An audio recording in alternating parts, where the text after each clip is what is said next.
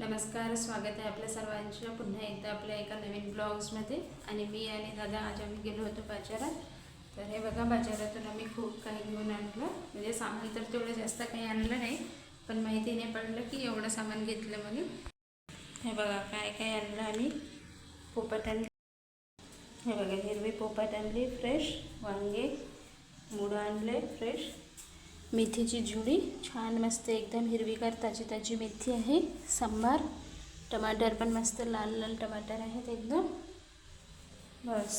आणि काय आणलं, आलू, कांदे, हिरवी मिरची, एवढं सगळं काही आणलं.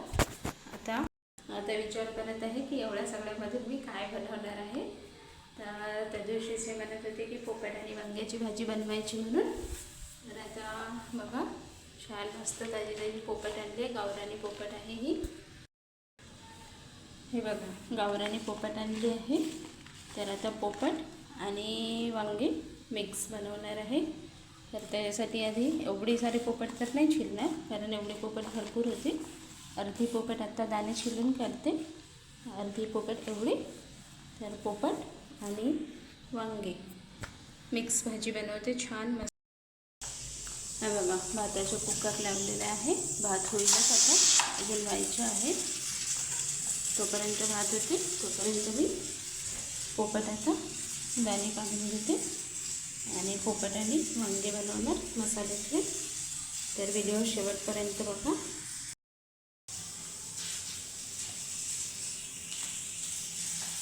आणि एकदम कोरडी कोरडी पोपट आहे, मस्त छान भाजी लागते. त्या दिवशी आळा बनवली होती पोपटीची दाण्याची, आज बनवणार आहे सुकी भाजी रस्स्याची. बघा ही वाली भाजी पण छान लागते, कारण ही जी गावरानी पोपट आहे ही आता 5 दिवसात मिळते, मग नंतर काही मिळणार नाही. जास्तीत जास्त होळीपर्यंत खूप झालं, होळीचे पण आहे, महाशिवरात्रीपर्यंत येईल.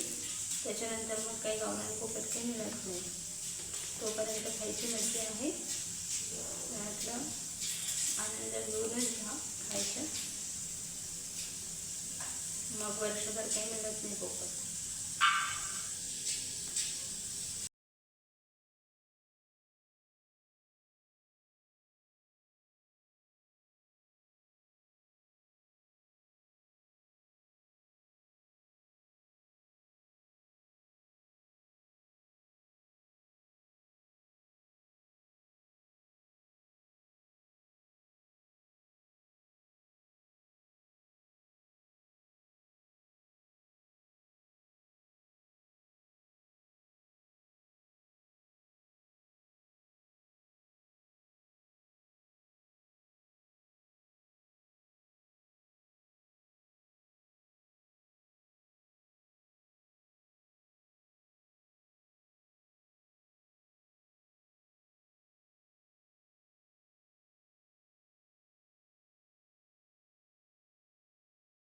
हे बघा आपले दाणे आता छिलून झालेले आहेत, धुवायसाठी पाणी टाकलेलं आहे.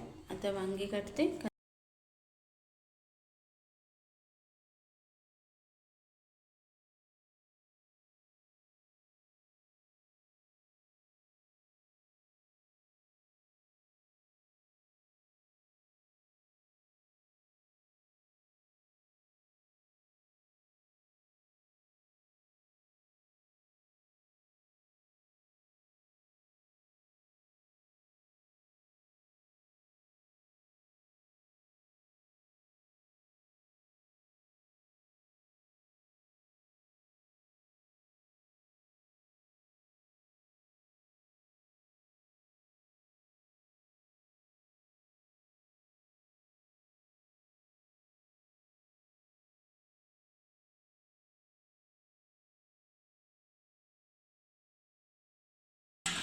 तेल गरम करायला ठेवलेलं आहे आणि मला पोपट आणि वांग्याची भाजी बनवण्यासाठी लागणार आहे.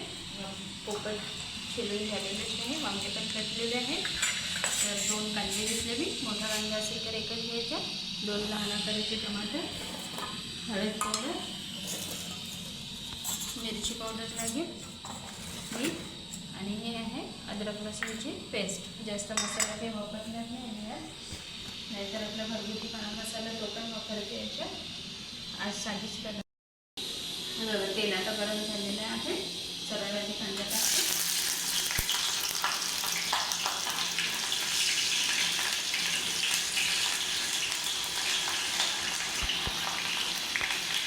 अद्रक लसूणची पेस्ट,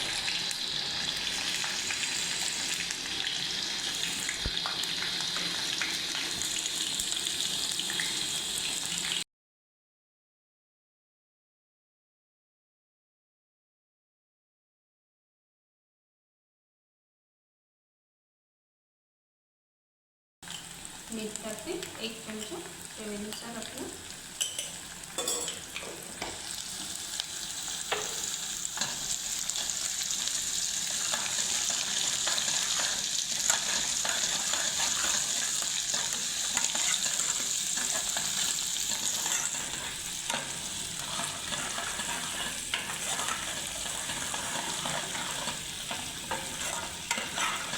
अद्रक लसूण टाकलेलं आहे तर बुडायला लागायला नको म्हणून याला हलवत राहायचं आहे, नाहीतर अद्रक लसूण तळाला चिपकतो.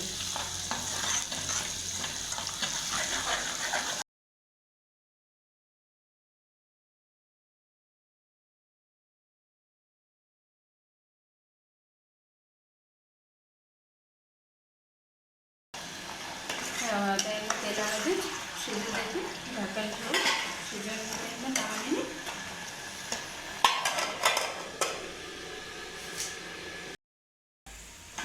बघा पोपटीचे दाणे आता तेलामध्ये छान झालेले. आता याच्यामध्ये टाकते टमाटर, 2 छोटे टमाटर काटलेले होते ते, मिरची पावडर,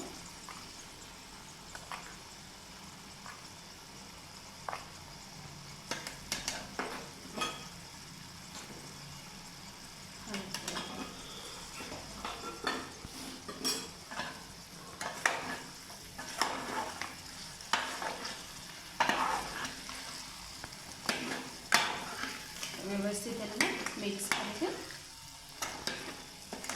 आणि तेलामध्ये पुन्हा यांना शिजू द्यायचं, म्हणजे मसाले छान लागले जाते याला पोपटला.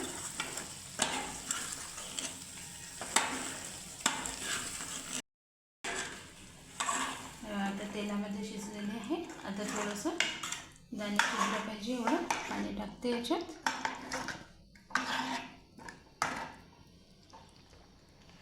दाणे अजून चांगले शिजायचे आहेत, हे बघा कडकच आहेत. तर थोडंसं पाणी टाकते, म्हणजे आपले पोपट शिजले की भाजी झाली. मीडियम आचेवर शिजवायची आहे. हळूहळू दाणे व्यवस्थित शिजतात.